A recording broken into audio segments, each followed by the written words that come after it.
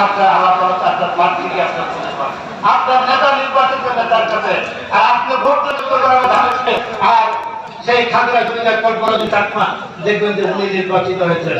এটা কি এসে মানুষ নিজে জানে? সেই জন্য আমি বলছি দেশের মানুষ কি আর কাকে বলে খায় না গায়ে মাকে, এটাও দেশের মানুষ।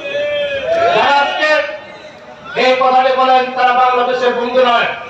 বাংলাদেশের বন্ধু হচ্ছেন বাংলাদেশের আমাদের সেনাবাহিনী, দেশপ্রেমিক সেনাবাহিনী বলেছেন ডিসেম্বরের মধ্যে ভোট হলে আমরা একটি নির্বাচিত সরকারের কাছে ক্ষমতা হস্তান্তর করতে চাই। আর আজকে ডক্টর ইউনূসকে ধন্যবাদ দিয়ে নির্বাচনের রোড ম্যাপের কথা বলেছেন। আমরা আশা করি আগামী কয়েকদিনের মধ্যে নির্বাচন কমিশন তার তফসিল ঘোষণার রাস্তা দেবেন, নির্বাচনের রোড ম্যাপ দেবেন। বাংলাদেশের মানুষ উন্নয়ন একটি ডলারও ইনভেস্ট হবে না।